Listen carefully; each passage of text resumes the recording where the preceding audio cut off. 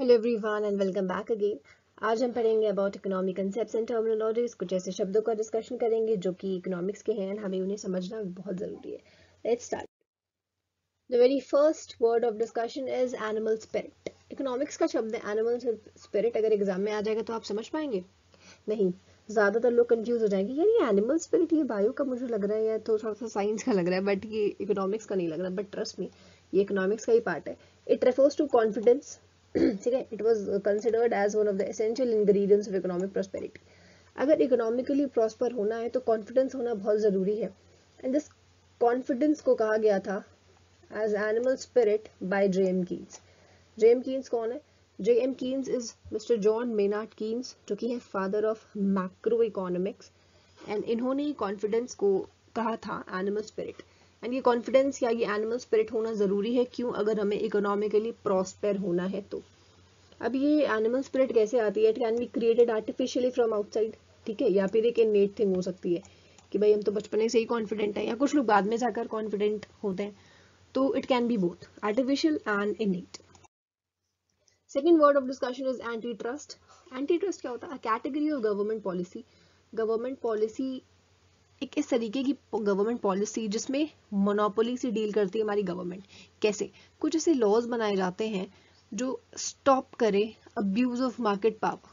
अच्छा, अगर आपने प्रीवियस वीडियो सुनी होगी तो उसमें मैंने समझाया था अब्यूज ऑफ डोमिनेंस। ठीक है, तो अगर अब्यूज ऑफ डोमिनेंस कोई कंपनी कर रही है तो इसको रोकना, ठीक है, इसे कहते हैं एंटी ट्रस्ट। एक तरीके की गवर्नमेंट पॉलिसी है। एंड इसमें क्या होता है? Stop abuse of market power bye कैसे करेगी? बाय बिग कंपनीज, जो बड़ी कंपनीज होती हैं। मैंने कहा था डोमिनेंट कंपनीज, उसमें मैंने पढ़ाया था, लिंक मैं डिस्क्रिप्शन बॉक्स में दे दूंगी। At times to prevent corporate mergers. कभी कभी आपने देखा होगा बड़ी बड़ी कंपनीज आपस में मर्जर कर लेती हैं। क्यों? ज़्यादा प्रॉफिट कमाने के लिए। तो अपनी पावर का अब्यूज ना करें, डोमिनेंट यूज ना करें। तो इस वजह से गवर्नमेंट ऐसी कुछ पॉलिसीज लेकर आती है जिसे हम कहते हैं anti trust. That would strengthen monopoly. The US, अच्छा यूनाइटेड स्टेट्स में ये लॉ बड़ी रिसेंटली देखे गए थे जब माइक्रोसॉफ्ट टारगेट बनी थी एंटी ट्रस्ट का। ठीक है, क्योंकि माइक्रोसॉफ्ट देखिए एक बड़ी कंपनी है एंड काफ़ी ज़्यादा डोमिनेटिंग भी है, तो वो अपने खुद के मर्जर्स करती है, एक्विजिशंस करती है। क्यों? अपनी मोनोपोली को बढ़ाने के लिए। तो जो बाकी स्मॉल कंपनीज होंगी उन्हें कोई नहीं पूछ पाएगा एंड वो अपना बिजनेस शट कर देंगी। तो छोटी कंपनीज को लॉस ना हो, उस वजह से गवर्नमेंट पॉलिसी है जिसे कहते हैं एंटी ट्रस्ट, और यहाँ पर ये काम करती है। Then comes authority. अथॉरिटी एक ऐसा आइडिया है of self sufficiency. Self sufficiency मतलब कि हम कोई भी इंटरनेशनल ट्रेड नहीं करेंगे, मतलब कि एक closed economy.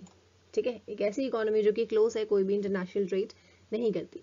None of the countries of the world has been able to produce all the goods.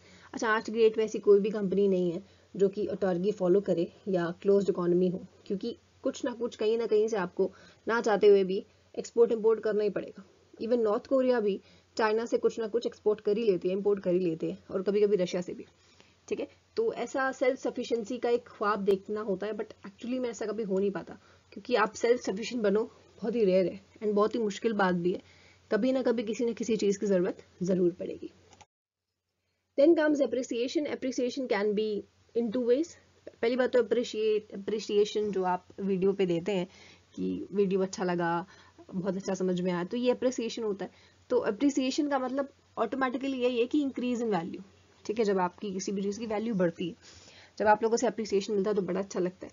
But यहाँ पर अप्रिसिएशन हम जो बात कर रहे हैं वो थोड़ा इकोनॉमिक्स वाला अप्रिसिएशन है। पहला इकोनॉमिक्स में अप्रिसिएशन होता है कैपिटल अप्रिसिएशन। ये वो वाला अप्रिसिएशन है जो कि आपकी एसेट का कीमत बढ़ा देता है। ठीक है, फॉर एग्जांपल आपने एक ज़मीन ली थी 1990s में, आज 2020, 2021, देन 2022, जैसे जैसे साल बढ़ते जाएंगे आपकी वो ज़मीन की कीमत धीरे धीरे धीरे धीरे बढ़ती है।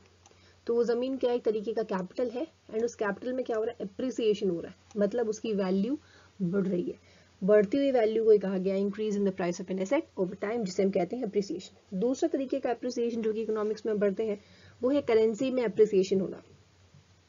It is an increase in the value of currency against any foreign currency. हम देखते हैं ना कि हमारा डॉलर के सामने हमारा रुपी कैसा है। क्या डॉलर के सामने हमारा रुपी वीक है या स्ट्रांग हो रहा है? इधर तो वीक ही हो रहा है, कई बार गिर भी रहा है एंड डॉलर बढ़ता जा रहा है। तो मतलब हमारी जो करेंसी है वो धीरे धीरे अप्रिशिएट नहीं हो रही बट डेप्रिशिएट हो रही, कम हो रही है। ठीक है, डेप्रिसिएशन हो रहा है करेंसी का। तो जब डेप्रिसिएशन ना हो और अप्रिसिएशन हो, हमारी कंट्री भी धीरे धीरे डॉलर के नज़दीक पहुँच, कंट्री का जो करेंसी है वो भी धीरे धीरे डॉलर के नज़दीक पहुँचने लगे, उसे हम कहेंगे एप्रिसिएशन इन कंट्रीज करेंसी। ठीक है, तो इकोनॉमिक्स में जब भी हम पढ़ें तो वो एप्रिसिएशन दो तरीकों से हो सकता है। पहला तो होता है आपकी कैपिटल का एप्रिसिएशन, मतलब आपकी किसी भी एसेट की कीमत बढ़ जाना, एंड दूसरा एप्रिसिएशन होता है हमारा करेंसी का। Then comes assets reconstruction companies या ARC। ARCs क्या होती हैं? ARCs acquire NPA। सबसे पहले NPA समझिए, non performing assets. For example mister A है, उन्होंने किसी बैंक से लोन लिया, अपना कुछ कोलैटरल सिक्योरिटी रखवाई, सिक्योर्ड सिक्योरिटी रखवाई एंड लोन ले लिया, बट लोन को चुका नहीं पाए, लोन का पेमेंट नहीं कर पाए, ना ही प्रिंसिपल अमाउंट का कर पाए, ना ही इंटरेस्ट का कर पाए। बैंक के पैसे उन्होंने फंसा लिए अपने पास, मिस्टर ए। अब ऐसे ही करके मिस्टर बी थे, मिस्टर सी थे, तो कई सारे ऐसे लोग थे जो उन्होंने बैंक के पैसे ले लिए बट उन्हें पे ऑफ नहीं किया, तो NPA बढ़ गया बैंक का, मतलब बैंक के नॉन परफॉर्मिंग एसेट बढ़ गए जहाँ से उन्हें पैसे नहीं मिल रहे। तो ये जो ARCs होती हैं, ये बैंक के इन्हीं NPAs को खरीद लेती हैं। खरीदती इन द सेंस, अभी आपको पता चलेगा, ले लेती हैं बैंक से, या जितने भी फाइनेंशियल इंस्टीट्यूशंस है जो लोन्स देते हैं उन सबसे ले लेते हैं, और जो NPA के साथ साथ क्या ले लेती हैं, जो भी सिक्योरिटीज उन लोगों ने रखवाई थी। फॉर एग्जाम्पल मिस्टर ए ने अपनी कुछ सिक्योरिटी रखवा कर लोन लिया था, तो वो पूरी सिक्योरिटी भी ले ली जाएगी। ठीक है, ARC then try to manage, उसके बाद ARC क्या करती है, मैनेज करने की कोशिश करती है, रिजॉल्व करने की कोशिश करती है इन NPAs को। वो थोड़े अपने पैसे भी लगाती है कि भाई इस एसेट को फिर से रिकंस्ट्रक्ट कर दिया जाए, बिक जाए। लेकिन अगर रिकंस्ट्रक्शन पॉसिबल नहीं होता पैसे लगाने के बाद भी ARCs के, तो वो उस बोरोवर, और बोरोवर भी नहीं चाह रहा है कि पे नहीं करेगा लोन, उसने मना कर दिया कि भाई मैं तो नहीं दे पाऊंगा लोन। अब रिकंस्ट्रक्शन भी नहीं हो पा रहा है, बोरोवर ने मना भी कर दिया कि भाई नहीं, कहीं से पैसा नहीं है, नहीं दे सकते। तो ARCs के पास पावर होती है कि जो भी एसेट या कोलैटरल रखवाई थी उस बंदे ने, उस बोरोवर ने, मिस्टर ए ने, उसे वो बेच सकते हैं। ठीक है, बेच कर अपना पैसा पूरा का पूरा निकाल सकते हैं। ओके, तो अब जो ARCs होते हैं, जब ये मैंने यहाँ पर लिखा कि ARCs एक्वायर NPA, जब वो NPA को एक्वायर करते हैं तो वो कैसे करते हैं एक्वायर? ट्रू सेल के थ्रू। ठीक है, मतलब कि बेची जाती है, बैंक जो है वो पूरी की पूरी बेच देती है NPA किसको? ARC को। अगर एक बार बेच दी तो फिर उससे जो सेलर है उसको कोई भी मतलब नहीं होना चाहिए। ठीक है, एंड ये ARCs कब आई थी? एक सरफेसी एक्ट आया था जो कि इसीलिए ही था कि जितने भी NPAs हो गए हैं, बैंक की पोजीशन बड़ी खराब है, तो सरफेसी एक्ट आया था एक 2002 में, जिसको हम कहते हैं securitisation and reconstruction of financial assets and enforcement of security interest act 2002, SARFAESI act short में बोलते हैं। ये एक्ट आया था, इसके थ्रू ही एसेट रिकंस्ट्रक्शन कंपनीज बनी थी। क्यों बनी थी? Just to resolve the problem of NPA।